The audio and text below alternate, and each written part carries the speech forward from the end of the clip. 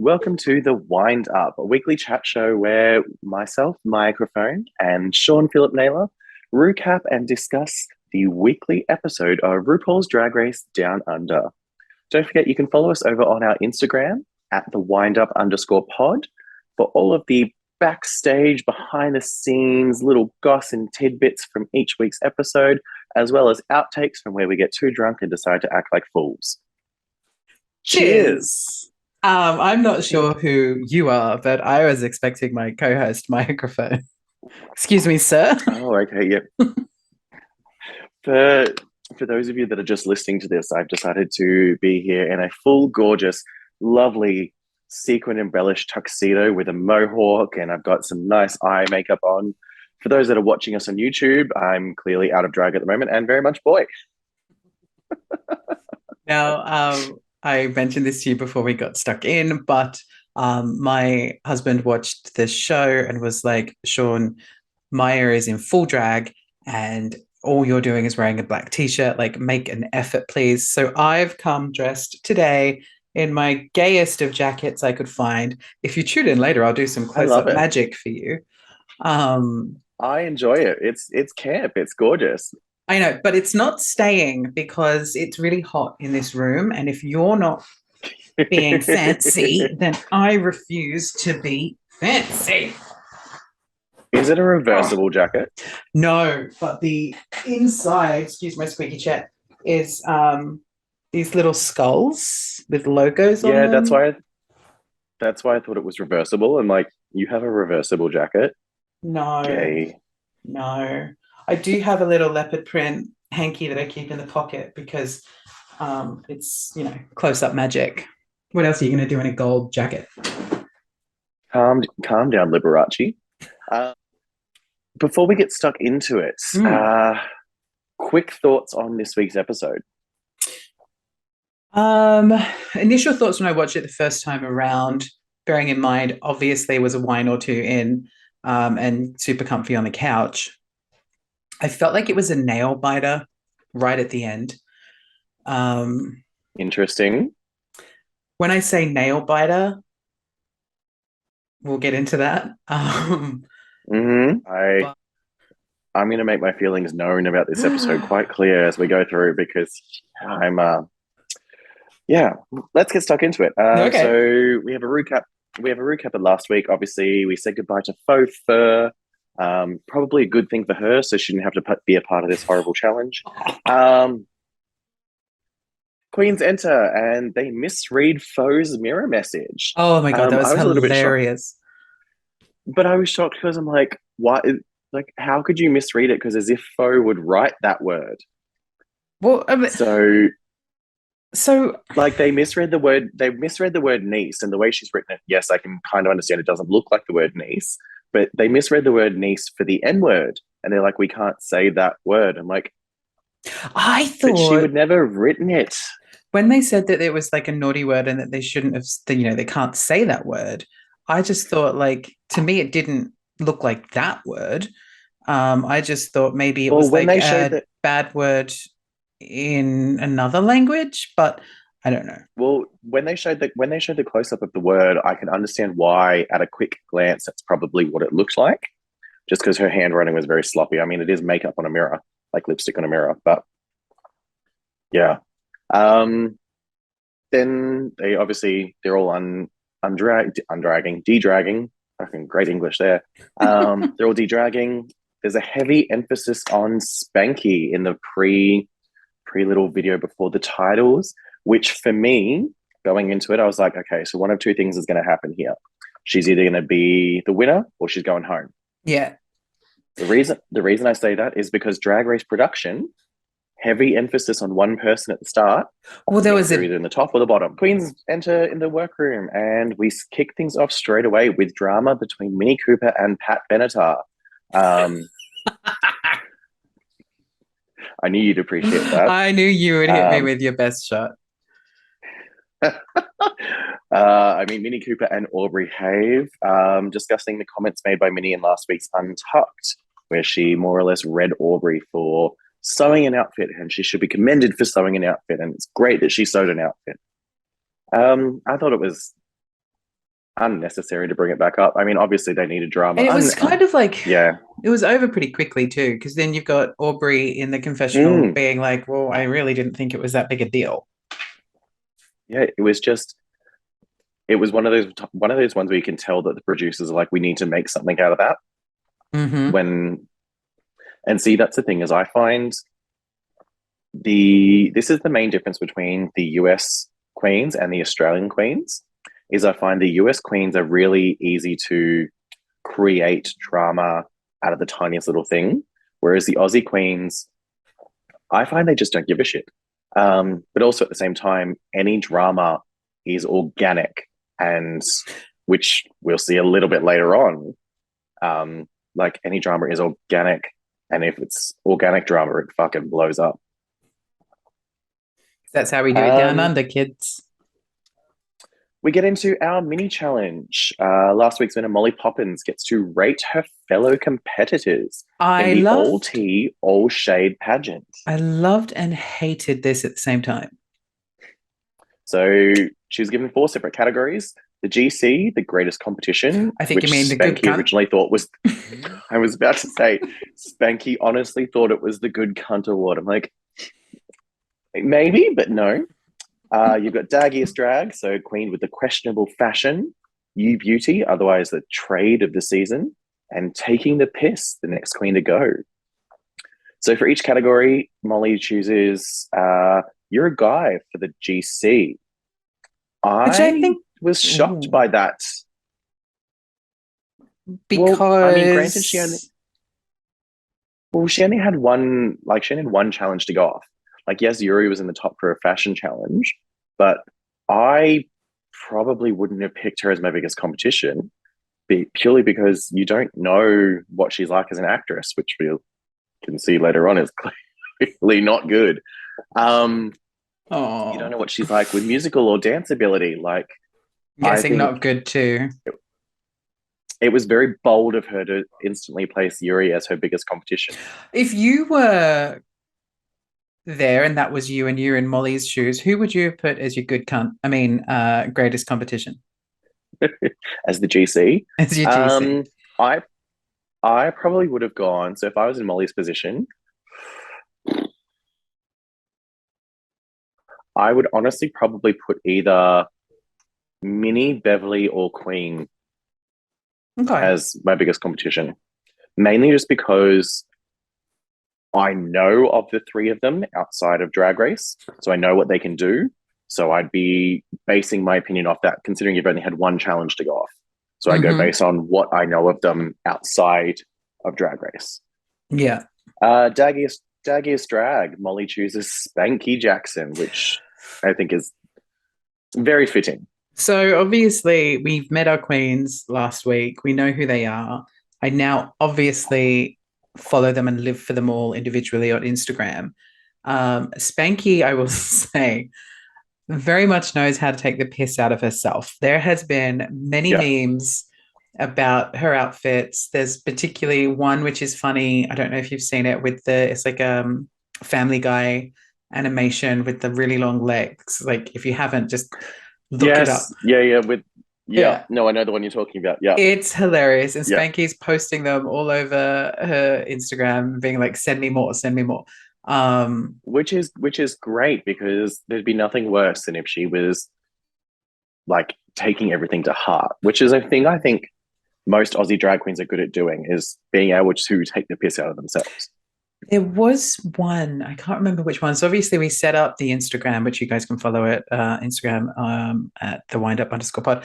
And I started to follow Shameless plug. always. I started to follow all of the queens through our account. And then I did a Yep. post with all of their quotes and I was tagging each of them in their quote.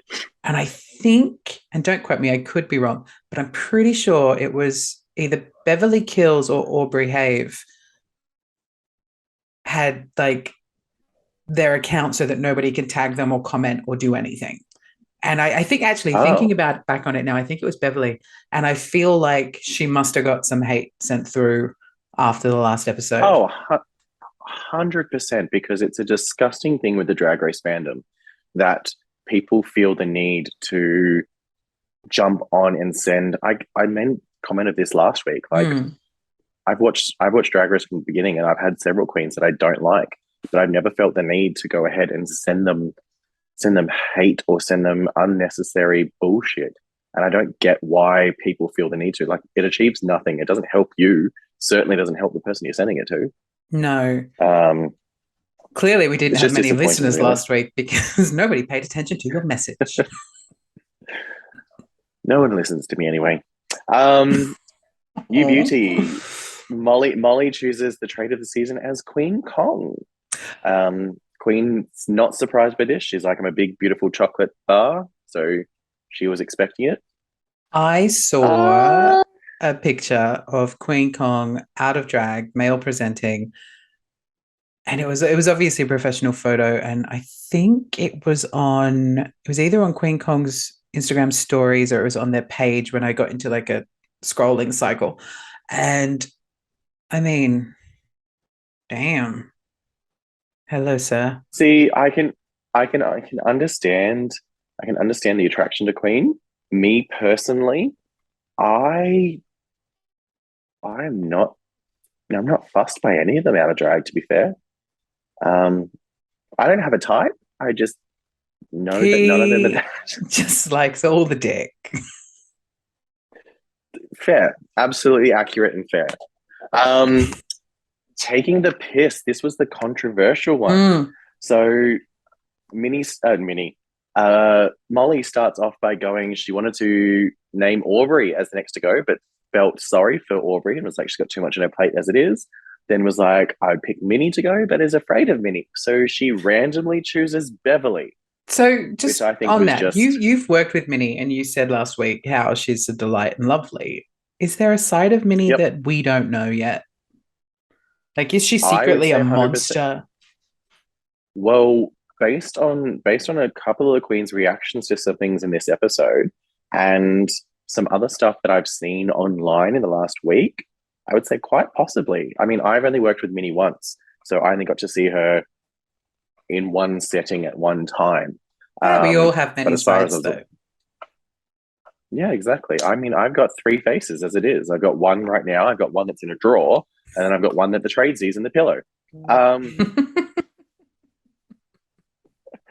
but I was shocked that Molly chose Beverly as the taking the piss. Yeah, I was a little bit shocked by that one. I personally, if it was me, I would have 100% chosen. I would have chosen Aubrey or Pomora. Yeah, and I think Pomara. as well, like Um, I know we've been saying her name wrong this whole time, but also like I think if you're gonna sit there and go, "Oh, I would have chosen this person," but I'm a bit mm. scared of them, so I'm not going to. Just like It's a sort look your tuck out, love, and just do at it. the end of the day. It's a TV show. They shouldn't be taking like personal feelings into account, because at the end of the day, they're all going to say and do stuff that's going to piss off one of them or more of them that's in that competition with them. So I feel like when yeah, just while we're on that, like I feel like drag queens are such an easy target for a production edit to try to, oh, 100%. villainize and pit them against one another. Like, not spoiling what's going to happen, but at the end of the episode, when the queen who was sent home, they're all screaming from the little sidelines, "We love you, we love you, we love you." Like, we are only seeing Mm. the edit. We're not seeing the actual relationships Oh that they yeah, have. And I think there's that's made clear later on with Spanky and another queen that we know nothing. mm. Well, a lot of the Rue girls all make comment on this, saying about how they'll put up posts being like, it's just a TV show. We've squashed all this months ago, because obviously each one's filmed, apart from the Australian one, which is like filmed and then put on TV within like 3 months. which could also explain a lot of this shoddy editing. Um, And the cheap set. but whereas the US one is usually there's about 12 months between when they film it and when it airs. So I kind of wish we had the same sort of thing, whereas about a 12-month gap, so they could find finesse and really get production right. But yeah, we then get the announcement of the Maxing Challenge, and it's an acting challenge this week. Prison drama called Caged Queens. Oh. Sorry. Sorry. Oh, here we go again. I felt so bad for you when we were watching it on Saturday night when it aired. I was like, oh, Mya wanted Prisoner like so much better, but no, we got Caged Queen. No, it was so.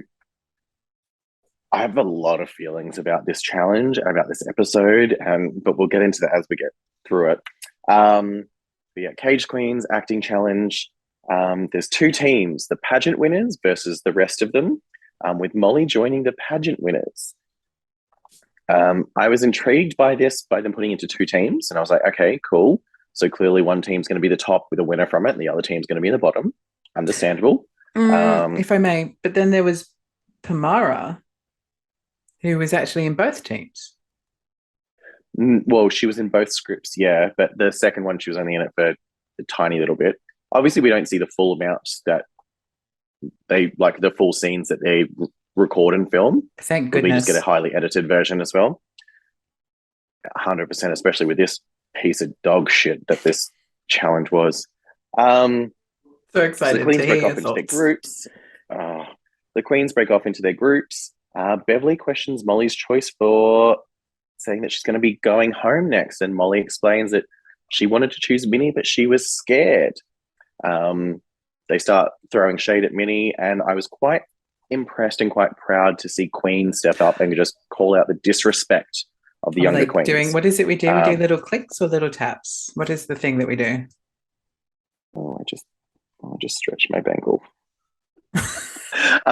Sorry, guys, she's still a queen. The snaps.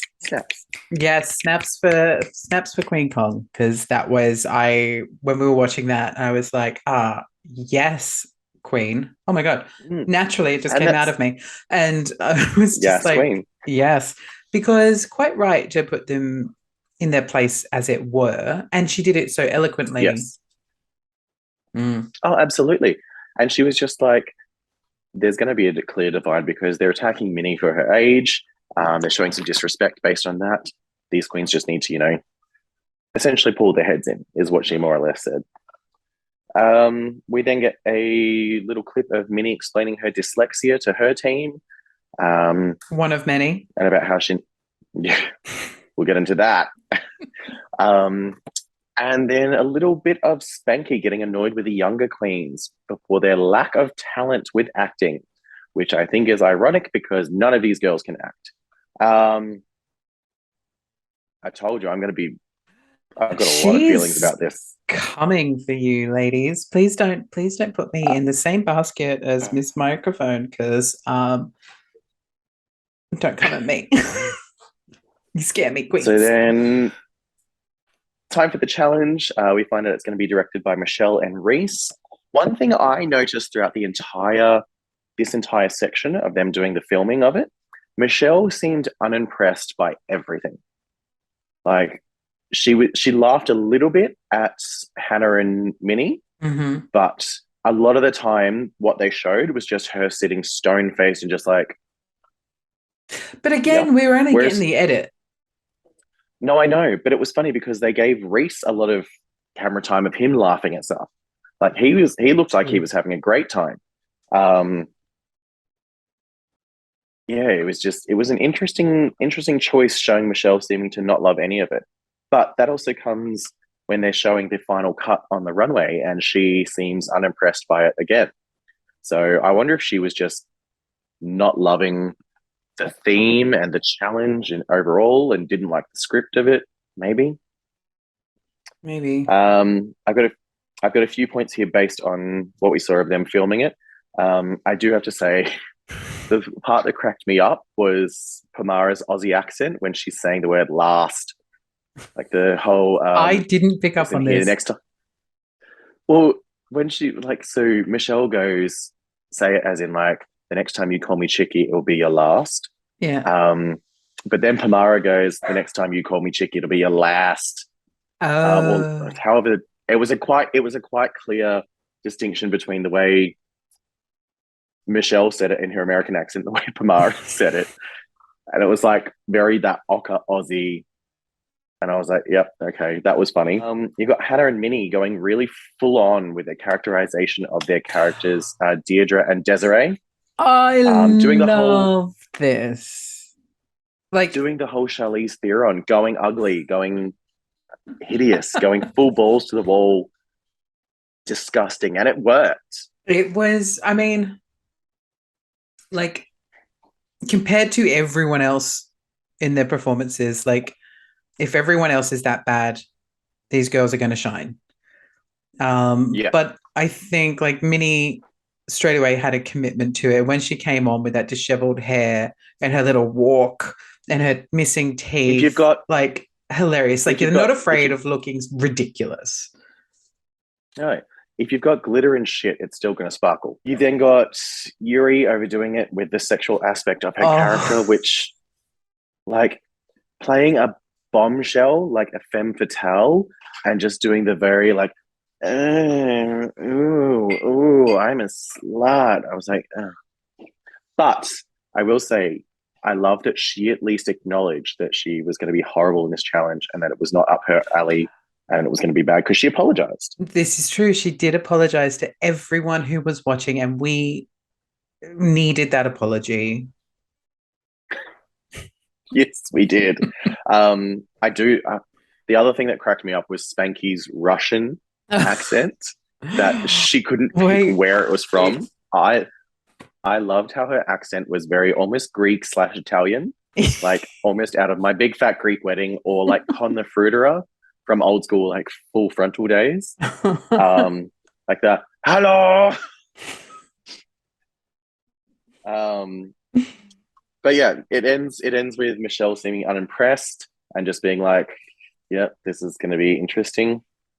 Um, yeah, I after watching that, I was not looking forward to the final cut of whatever they put together because I was like, this is going to be horrendous, um, and I was not wrong. Um, then we cut to Queen's back in the workroom, and we get some more drama involving Minnie. Even out of drag, Fuck. she's the gassiest of the Uh, gassies. it was going to happen at some point. Um, where she starts to go on about her dyslexia, explaining it to the other team. And Pamora starts laughing because Minnie goes, I don't talk about it often, but And at this dyslexia. And point, Pamora starts as laughing. an audience, I think we've heard it 3 times. Exactly. So I understand Pamora laughing, being like, yeah, Yeah. don't talk about it much, but it's all I've heard. I honestly thought Minnie's reaction was a bit over the top. Like her Yeah. going, so I've got written here that she goes full pitbull on Pamora. Um, Ooh. Pomara. I keep saying Pamora. It's I do Pomara. too. It's Pomara. Pomara. Pomara. Pomara. Pomara. I Yeah, I've just got so Minnie FYI, goes I full. don't understand her name. You know, like there's often like Minnie Cooper, like there's some names, the drag names are really, Yeah. really obvious. I don't understand that. Just 1 second. Thank Oh, you. look at him bringing you a top up. And it's bigger than the For those that last one. for those that are watching the YouTube outtakes, you just see this mystery hands come in and bring a wine and then disappear. And it's cheaper than the last one.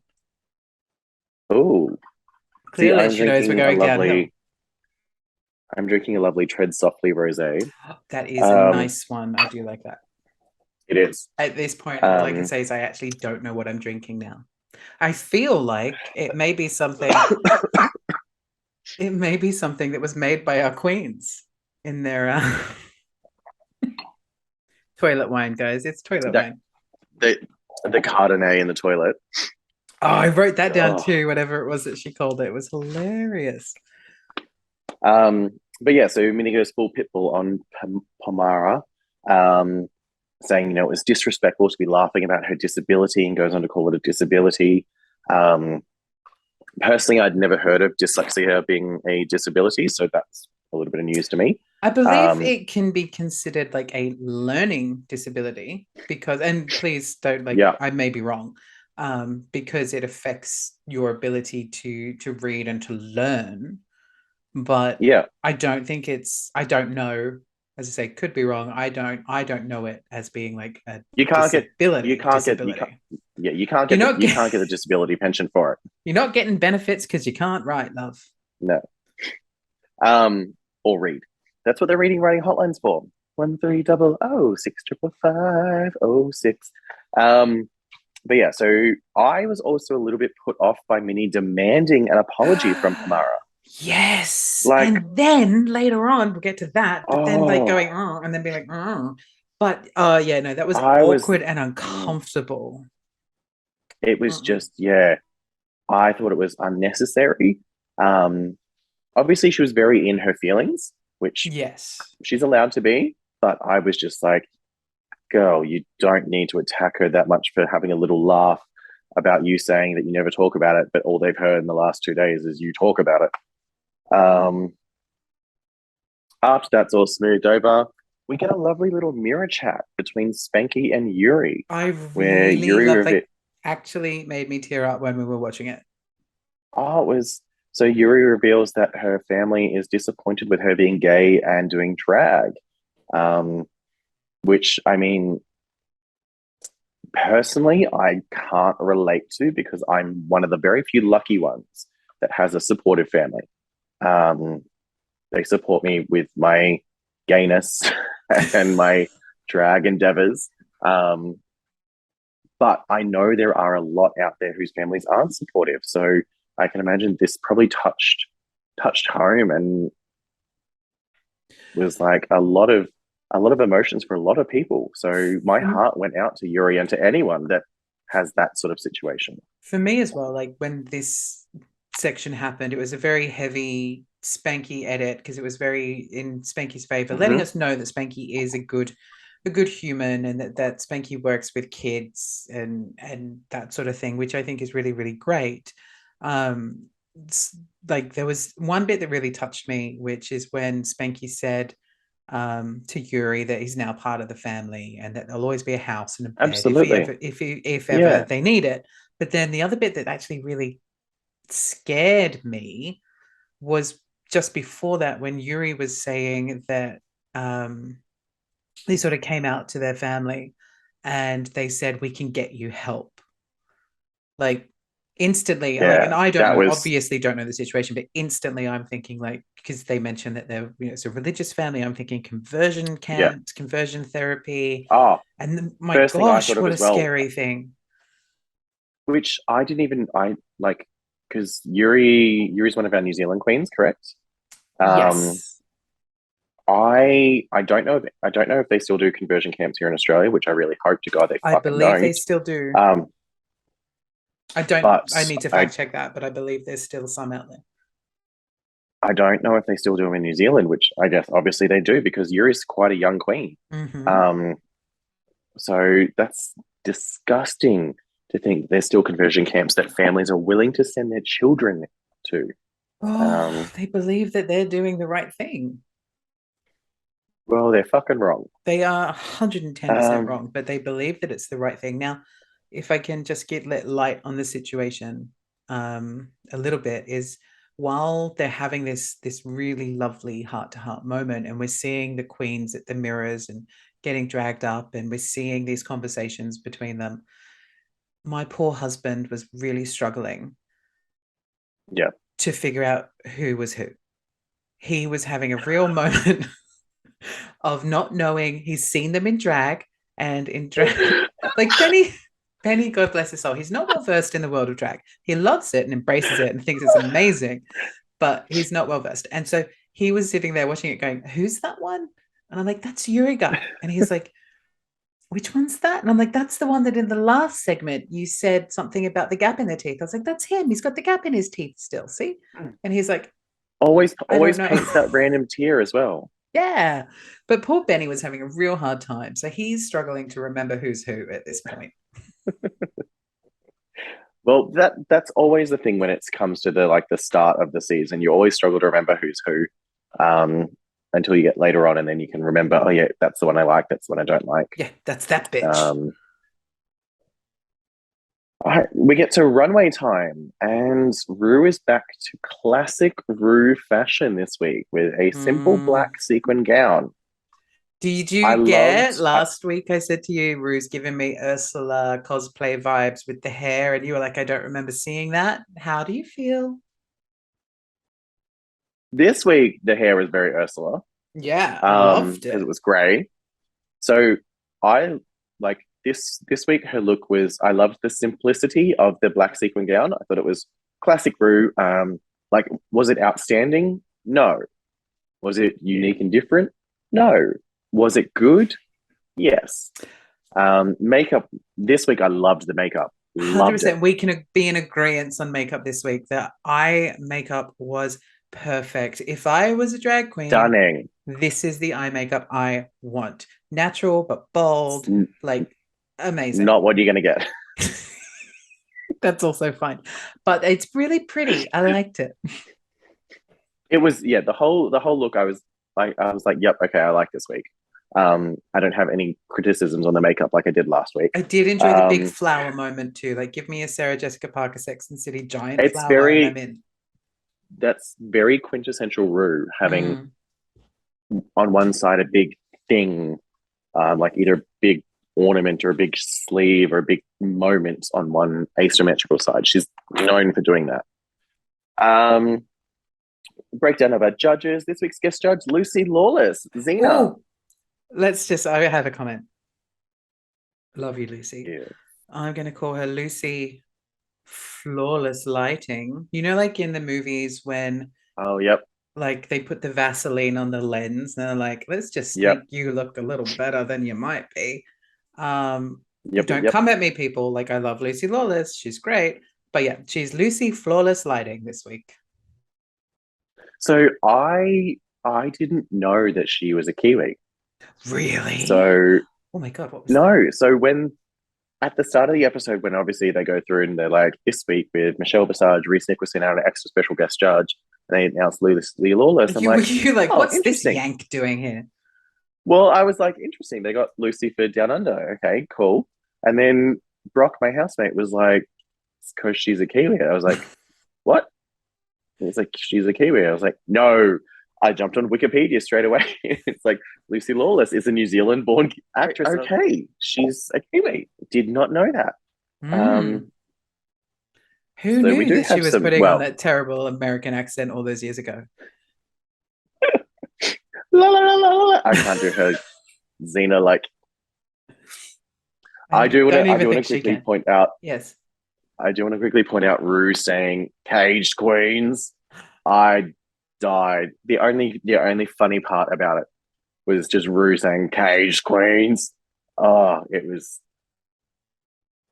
I was shocked that he did that in that horrible, because he's married to an Aussie. Is So he? yeah, did you not know that his husband is No, Australian? I They didn't know live this. overseas. They live in the US, Of course they but they do. do have a property here in Australia. So they come down and visit all the time. Um, See, I think that's another reason as to why he hosts our iteration of Drag Race and because he's not already say, here. well, because he has such a fondness for Down Under. Yeah. Said We then like a have our runways. Our runway this week is Fly Girls, Insects on the Runway. So okay. kicking things off is Wait, Yes. before you get into it, quick overall thoughts about the runway itself. Oh, I Because have that. I saw a thing. I'm probably going to step all over your notes because I know you're like kind of running the Yeah. show this week. No, no, no. But I saw a thing and it said like I really liked the concept of Fly Girls. I was like, this is Yep. cool. Like I'm into this. This is Yep. giving me vibes. I'm into it. And then today I was having a quick swipe through the internet, looking for, content, Yep. obviously. And in it, I saw this article that said, did we just witness one of the best runways we've ever seen? I did see that as well. It's a Mm. pedestrian article. Oh, It's 100%. interesting. I don't read intellectual articles. What do you think I am? I drink cheap wine. No, no, no. It's just funny because after we break down each queen's look, I have a little section in my notes that says thoughts on the runway. Okay, so I'm just skipping ahead. We'll break down the queens in a second. But overall, what were your thoughts on the runway? Okay, so we can skip that part. I loved it. I didn't think anyone did really bad. Yeah. I thought this was a fairly strong. I mean, there were a few that I was miffed by, like as in like, it's there.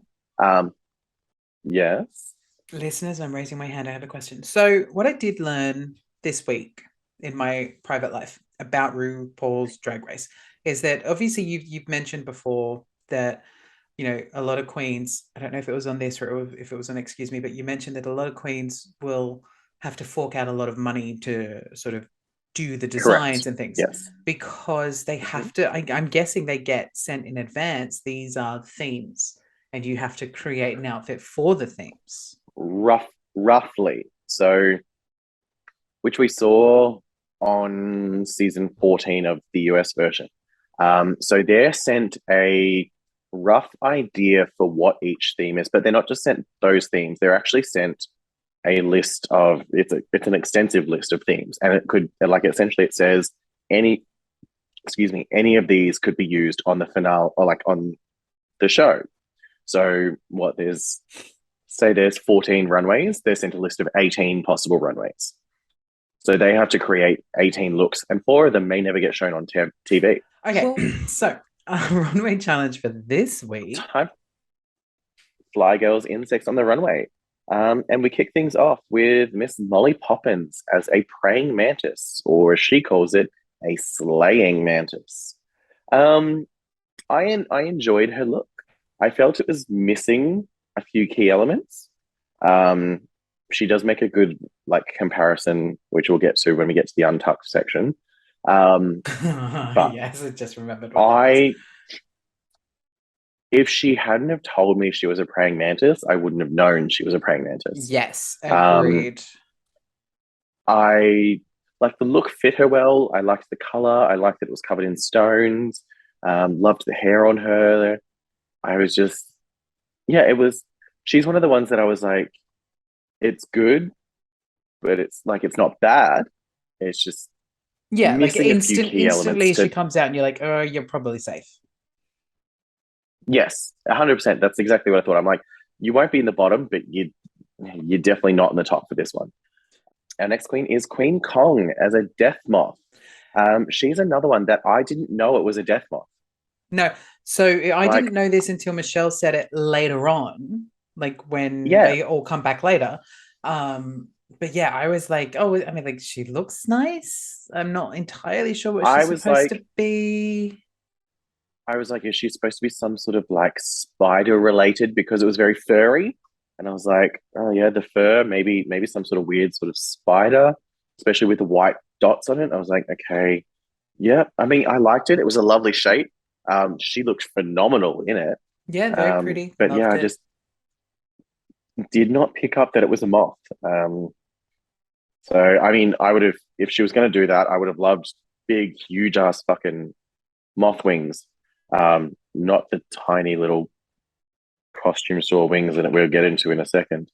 Um, but our third queen is Aubrey Have, who at first I thought was coming out as a cockroach, Yes, I still similar do think to she's a cockroach. no. So, and There's it was interesting there's because a her coming out quote. Aubrey Have. I still think as she's a cockroach. yeah, so I thought she was coming out as a cockroach, and I was like, very bold considering that's how et cetera, walked into the workroom last season. True. But it turns out, so Aubrey posted on her Instagram either today or yesterday, she was actually dressed as a hoo-hoo beetle, which is native to New Zealand. Oh, okay. And Yeah. while she was on the runway, she did have a couple of mishaps. And then after seeing, so So, I looked at the pictures but didn't read the caption that she posted. And I saw the well, no, pictures and I was like, the wings looked lovely. yeah. Should they have So worked the way they were supposed to? little bits and pieces with this. So the bag opening and falling, like all the lava falling out, was intentional. That was Yes, that deliberate. seemed intentional. Um, so the wings weren't intentional. But what was interesting is, so all queens, and this is how I knew that Aubrey was going to be in the bottom. Spoiler Spoiler alert. alert. Because all queens get to walk the runway twice. Because they have to do so every single queen for every single runway walks the runway twice. So they do one runway with no sound where they just walk back and forth, and then one runway with the judges' comments. So they get to walk the runway twice. So things like Yuri tripping on her dress last week and Aubrey's wings not working this week, the fact that they've chosen to leave that in the edit shows that they're quite so like Yuri tripping on a dress last week was done as a way of justifying that she wasn't going to win.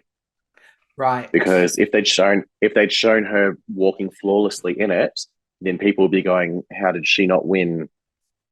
If she The looked magic amazing and of walked amazing. editing. And this week, Aubrey's wings not working was a way of clearly going, okay, so she's definitely going to be She's in the had a bottom. mishap. She's gonna have an issue. Following Aubrey is Cooper, Minnie Cooper in a butterfly gown. Mini I driver. loved this Mini driver. I loved this Mini driver, and you're in a Will and Grace shirt. Um, so I loved this because it wasn't a direct insect, like it was Yes. based off an insect. So I love the fact that the dress was like a butterfly wing pattern, but it wasn't a direct butterfly. She had a few like butterfly motifs, but that's what I loved the most about her look this week was the fact that It was you that knew she was. subtle nod as opposed to It going, was I'm this. yeah, I'm a butterfly. It was referential without being direct. And Um, Michelle Visage, so when Minnie walks out, she said something about living her best Mariah life or something along that line. Or Mariah would be impressed. Mariah would be impressed. That's right. And when we were watching it, I sipped a glass of my wine and said to Benny, and so will Brandon.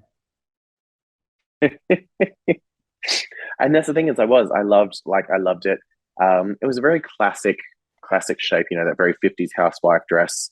That slight off the shoulder, tight waist, big bustle skirt, with a beehive as well. Take note, Aubrey. Interesting she chose a bit interesting she chose a beehive for a butterfly gown. So Butterflies don't no, live very because long.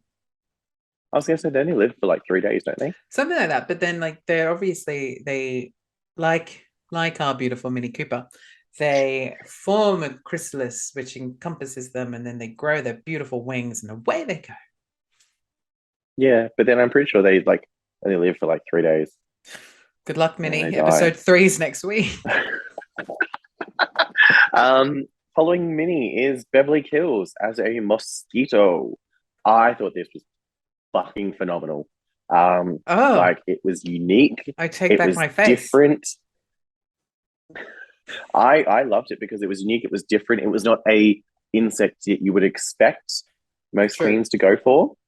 Um, it's made by the gorgeous Miss Mandy Moves, who's a Brisbane-based drag queen who runs a costume making business called the Hummingbird up in Brisbane. Cute Um, name.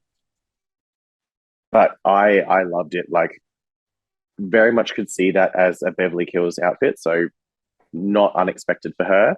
But yeah, I loved it. I thought it was great. You didn't, I guess. No, I didn't dislike it at all. It felt very stark contrast to come out after Minis, because Minis was Yep. so quite very, flirty and Regal. very feminine and yeah, very regal. And then you've got this like black and white PVC number with a blood sack, which, Beverly Kills, that's what she does. She's great. But what I couldn't get past, especially Her when it original came to the her original untucked drag name hold on before you do that. But I when was it just gonna, comes to the Untucked, and she's got just the stinger hanging off her head, and it looks like she's a yep, dickhead. Not that you are, Beverly. Love yep, you. But it was funny in the edit. I was like, oh, yep. I okay. did notice that as well when it was Stu and she was just sitting there, and obviously she's glued that to her head because it's just a thing, and I was like, interesting choice. Hmm. Interesting. Like, funnily enough, her original drag name was Ida Kills. Um, Oh, do I like that yeah, better? No, I can't remember why maybe. I can't remember why she changed it, but yeah, she changed it to Beverly Kills. Following Beverly is Pomara Fifth as a cicada. This was my worst for the night. I hated it. It was well, okay. So I I'm did say just that no one looking to did see if I bad. put a star next to it. I didn't. She wasn't in my top. Don't So no, I while I did say that no one did bad, and I don't think she did worry. bad. I just hated it because it was boring. It was boring. It was plain. It was a simple blue dress with cage wings. Did you Like I, see her gram today? So she posted like pictures from a photo shoot with it, and it included like lights, like blue lights in her wings. yeah, Looked stunning in that photo shoot. which is something she would have added afterwards. Yeah.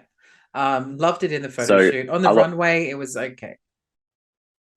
a lot of these queens when they take photos of their runway looks, obviously they've altered and slightly edited and elevated them if they needed to be to make them look amazing. Which 100% absolutely I'd do the same. Yeah. But on the runway, I Pamara's outfit was just it was a no for me. She was 100% my worst of the runway for the night.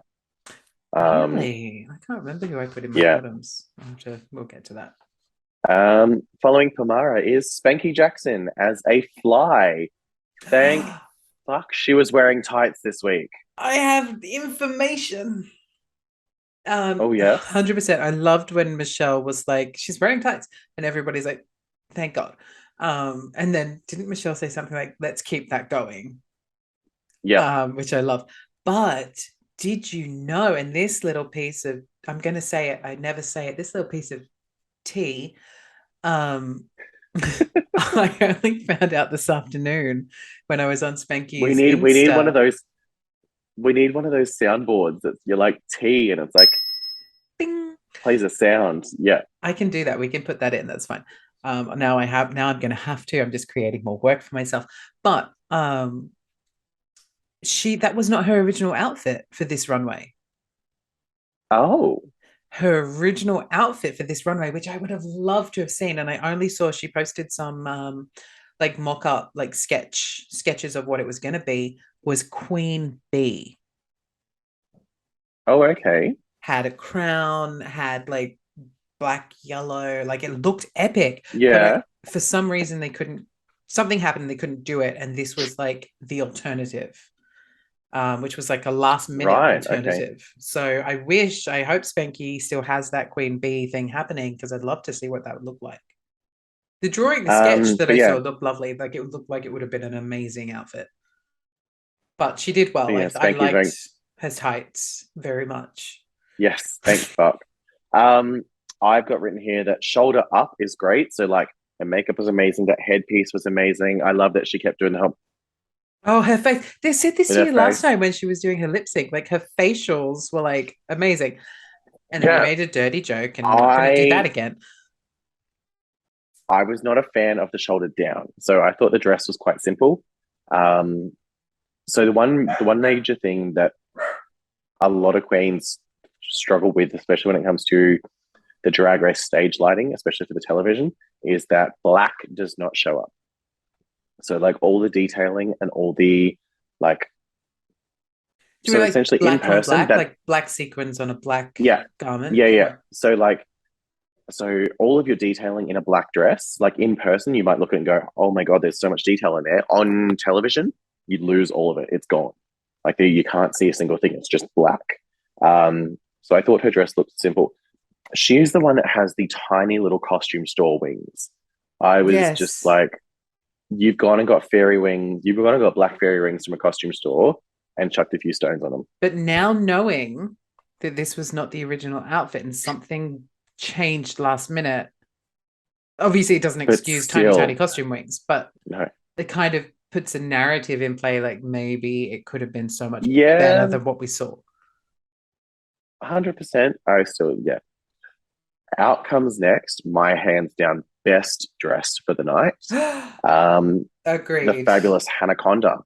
I mean, can we I don't we know what haven't type of chinked yet? Can we chink to Hannah and her best dress? chink to Hannah. I don't know what type of moth she's supposed to be representing, but Oh, just I can tell you. it's She's the moth that was in my house last week that I flushed down the toilet. 100%. That was her. regardless, she looks gorgeous for being flushed down the toilet. Um, I love the 20 inspired Mm-hmm. take on it, like with The that makeup and that hair, the hair. coat, stunning. Um, she looked regal, she looked expensive. I did make a joke while watching it the first time Mm-hmm. with the red lips, like with the red lipstick on her lips, that it does look like a prolapse. Um, We should call her Rosebud. Troye Sivan did a song about that. Um, but especially too because her face was so white, and then it was just this bold red in the center. But the way that she painted the lips, it looked like a big puffy like prolapse. Prolapsed Um, asshole. but otherwise, yeah, she's hands down my best dress of the night. She looked gorgeous. She looked stunning. She She looked like walked a out and I was like, freaking she's won. mafia mother. Like, forget She walked out and I'm Moth. like, Like, she was amazing. she I was like, she's won. That's it. This is her episode. She's won. Um, Following her is your guy as a praying mantis again. Um, Giving and me thriller vibes. I do appreciate that production separated Molly and Yuri by placing them at the start and the end, Yeah. as opposed to putting them one after the other, so people could make the comparison that they were both wearing the exact same style of outfit. Um, I loved Yuri's look. It was well constructed. It had all of the elements that was missing from Molly's. Like she had the hooked Yes. claw things. She had the long wings at the back. Like the colors just looked amazing. The hair was done better. Like there Mm-hmm. was just so much more to her look that Molly's was missing. But watching Yuri walk is the most awkward yet funny thing ever. I feel like she can't walk in heels properly. Like she kind of looked awkward and almost stomping down the runway, I'm like trying to very remember haunched and very what like her heels were. Like, if they were, what's that designer? they And weren't forgive me, I'm a bad they homosexual, weren't. but what's the designer that Lady Gaga does where they take the heel off? Like, that would have been I know the one. amazing. Yeah, no, what? Yes, but it wasn't that. It was just a simple plan, like simple plain green glitter pump. Yeah. I did enjoy. Like I said, I enjoyed this runway. I thought it was good. Um, Apart from Pamara and I guess Spanky and Aubrey, um, having those little lackluster bits and pieces, I thought everyone else did really good. So I think it was a great step up from last week, even though last week was a design challenge, but it was a great step up from last week um, in aesthetics and runway. Um, we then get the world debut of Caged Queens. Caged Queens. I fucking hated it. I hated it. Hated it. It was clunky. It felt awkward. It made all of the queens look like they're not actresses, which I mean, granted, some of them probably aren't. It was just everything done on that green screen was just horrible. I I was I feel like this not a falls fan into at last all. week's comments as well about like Drag Race Down Under, budgetary cuts, Oh, and it's just just mm, like it I just was makes it cheap. It's a cheap show. I was expecting so much, and I think that's my own fault for expecting so much, and then it just failing to deliver. Um, Highlights for me were Hannah and Minnie's toilet scene. 100% agree with Like that. with the you need to try some of my new product. I call it my toilet Cardinal. Like that was, and they just looked Disgusting. atrocious. Another highlight for me is Spanky answering the phone in that horrendous accent with her saggy tits. Like the fact that her tits were down around her belly button was hilarious. Thank goodness it was Um, intentional. and then her answering the phone with a "Hello, you don't say it. You don't say it." I was like, okay, that's funny. Yeah. Um, there were some good parts for me. Lowlights for me, Aubrey as a Minogue, I was offended. Um, like it was just you could tell that she was too focused on being pretty. Um, Granted, yes, her character is supposed to be pretty, pop star, but Yeah, she but was too focused on, you're still doing this ridiculous performance. Like, yeah. yeah. And other Which lowlights for brings me me is to Yuri. Michelle's critique later on, which I'm sure we'll talk Yeah, about. But like that sort of reinforces Michelle's critique. yes.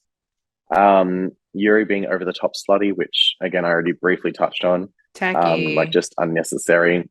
And my other low light, Tamara. That's all I wrote was Tamara. She was a low light for me. The whole concept as well of like Beverly's character being executed for being the one that's written all of the drag race It's a acting challenges, self-fulfilling prophecy. but they executing someone for writing bad acting challenges, yet this one was one of the worst. Like that's irony in the worst way. The other thing that I was shocked by, so after we watched it and Rue does his like laugh sort of thing, they're all like, "Yay, it was good." Wasn't. Um, Rue announces that they're all going to be judged as individuals, which for me, I look at it and go, "Well, what the fucking point was there of them being in groups?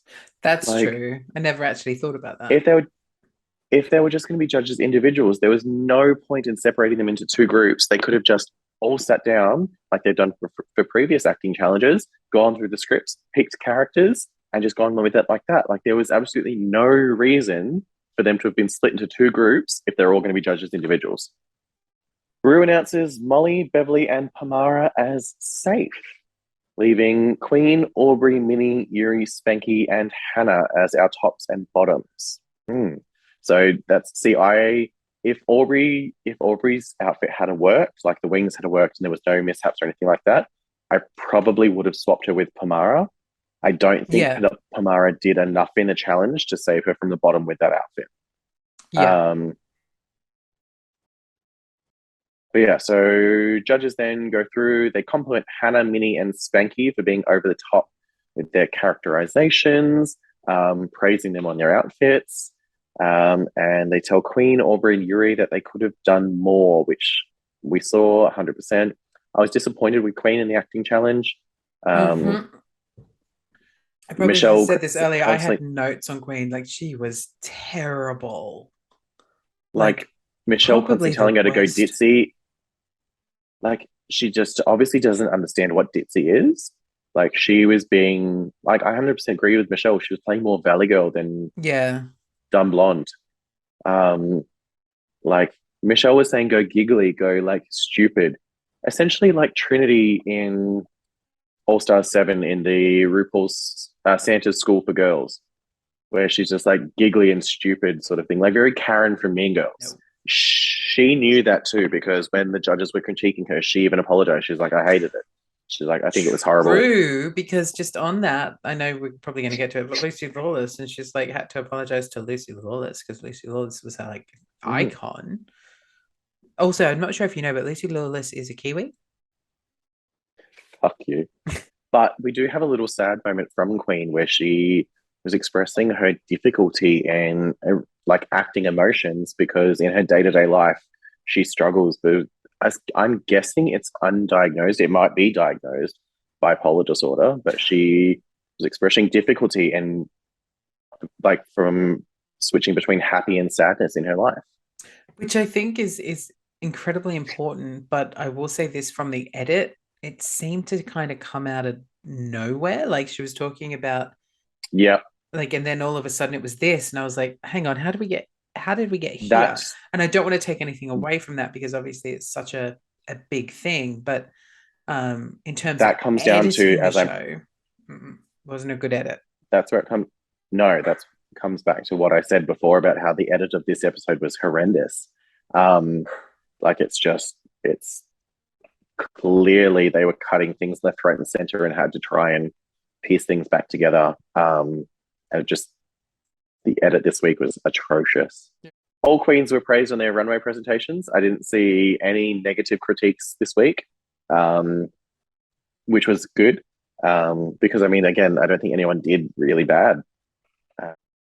So it's quite clear from the judges' critiques that our tops this week are Minnie Cooper, Spanky Jackson, and Hannah Conda, and our bottoms are Queen Kong, Uruguay, and Aubrey Pave. I think it's fair to say that that's a quite accurate top and bottom.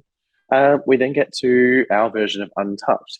I will say I'm very disappointed that both the UK and us don't get an actual Untucked episode. We just get a little snippet of Untucked in the middle of the episode. I would love if we actually got proper Untucked episodes, because then they could have more time to fill in and actually edit a proper fucking acting challenge. So I thought the Untucked was horrible. It seemed like there was horrible editing and some jump cuts left, right, and center.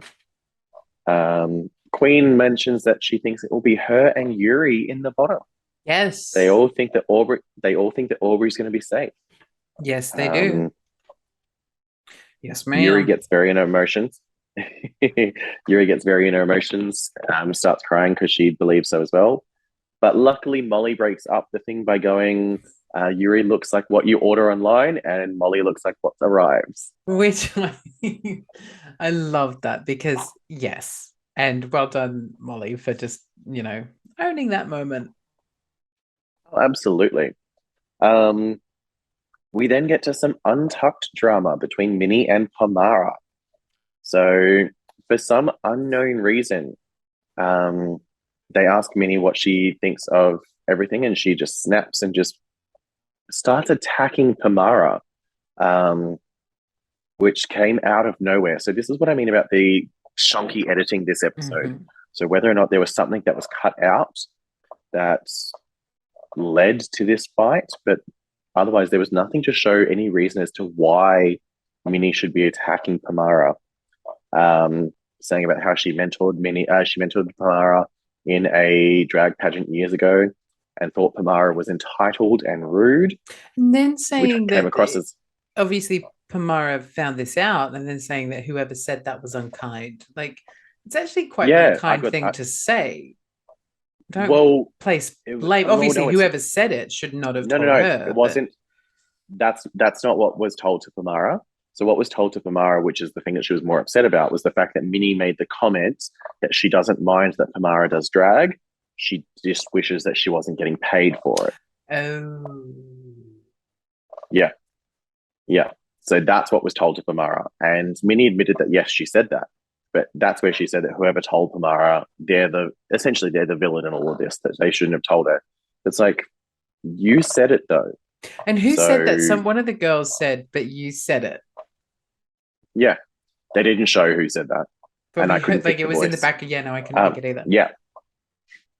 But it was just, that's what I mean. Like this fight seemed to come out of nowhere. So it would have been interesting. This is why I wish we had a full and proper Untucked episode, because then we'd get to see the full context of how this fight came to be, what it was about. Because at the moment, it just paints Minnie in a very negative light. I just think it was very, well, what? I have another wine in a different glass. This one has my name on it because I'm fancy. Is that your wedding glass? Actually, no. It's our friend's 40th birthday glass. She turned 40, and everybody who went got glasses with their names etched on them. Oh, that's cute. We cut back to our judges deliberating, and what I appreciated was the fact that they finally made some comment about it, about how the younger queens seem to all be focused more on their look and their aesthetic as opposed to their personality and their talent. Thank you, Michelle Visage. Well, actually, it was combination of her and Lucy Lawless. Actually, Um, yeah, no, you're right. That's true. so because Lucy said that's why the older ones can outact circles around them because the older queens have had to focus on perfecting all aspects of their drag, whereas these younger queens perfect it because they're the Instagram generation. So getting back to it, queens are back on stage. Minnie and Hannah are announced as safe, and Spanky is our winner. I disagreed with this. Agree. I agree to agree that we disagree. I 100% think Hannah should have won.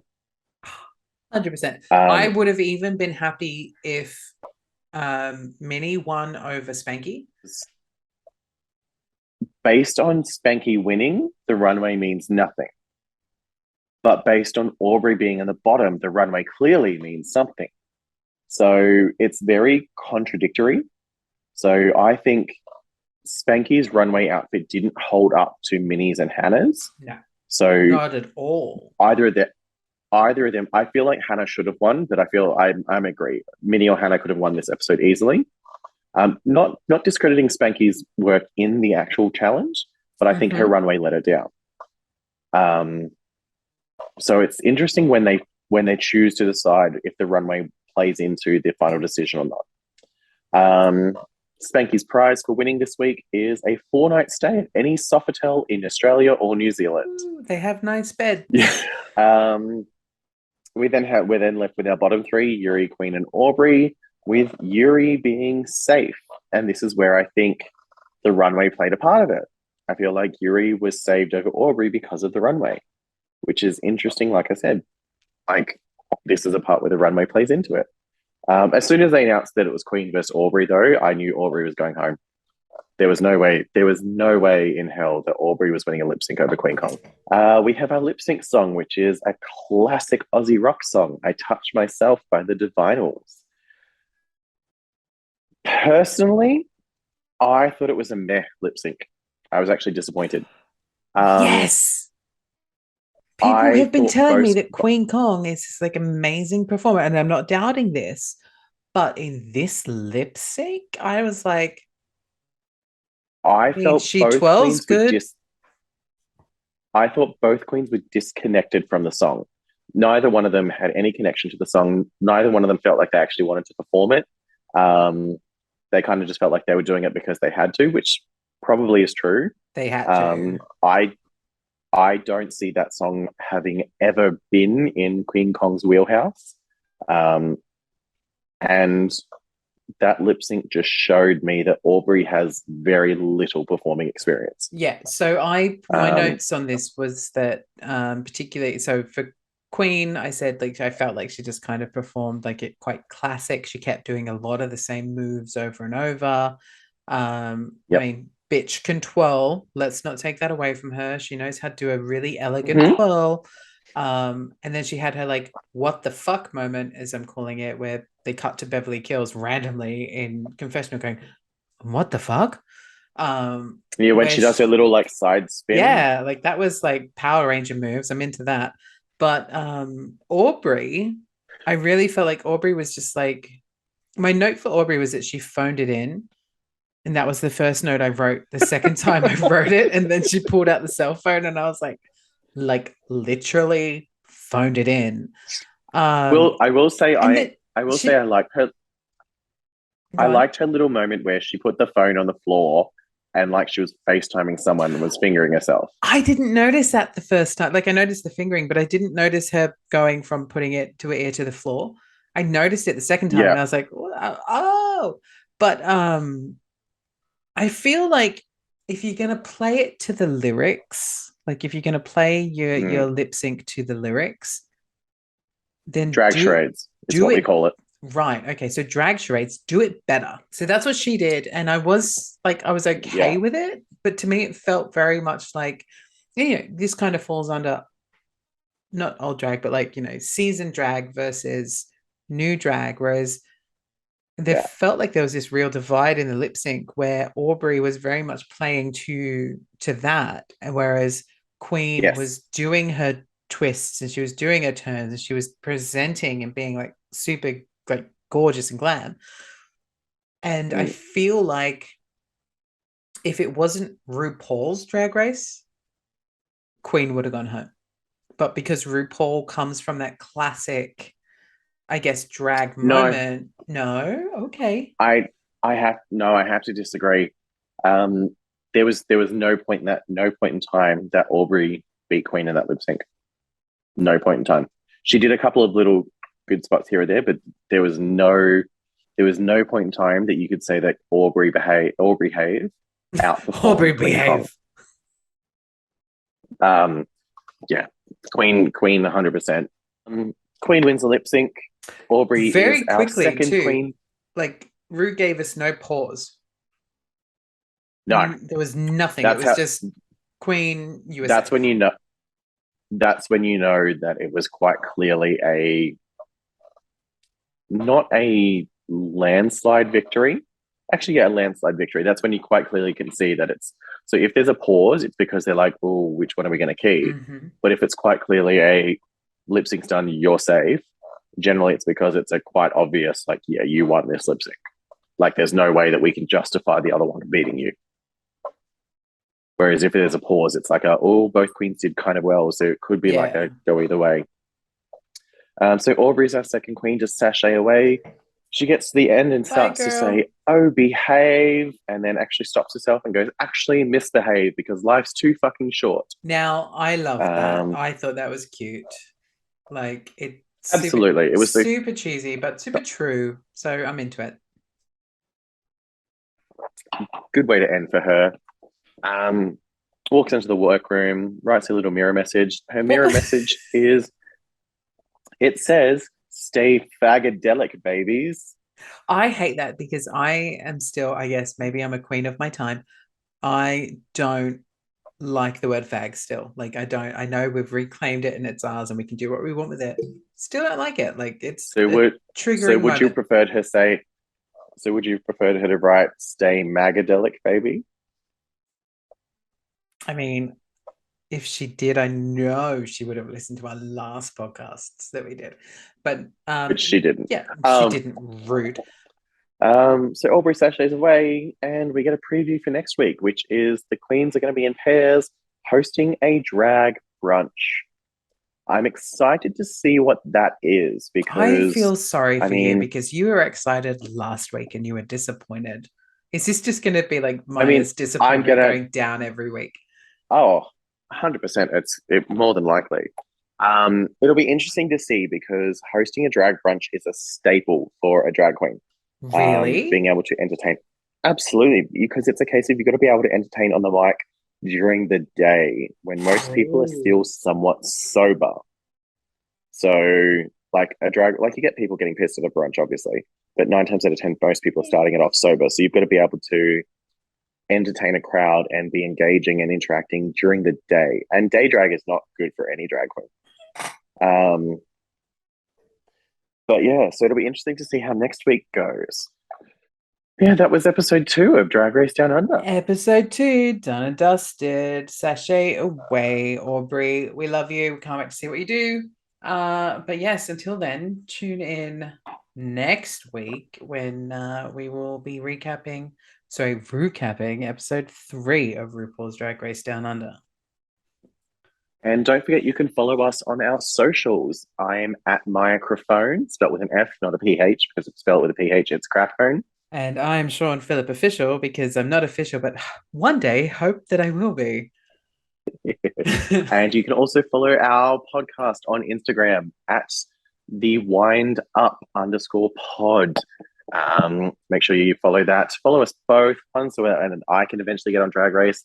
2, so Shaun can make himself official. And 3, follow our podcast so that then you can keep up to date with all the little tidbits and extras that we post, including all the outtakes from this episode.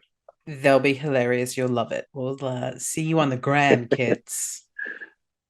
Well, Shaun, thank you. Thank you. I don't know. So am I calling you Maya or am I calling you Brandon today? Well, no one knew what my boy name was until you just said it. Oh, So Maya would have been fine. thanks, cunt. And that has been the wind up. Until next time. Chink. Chink. Cue outro music.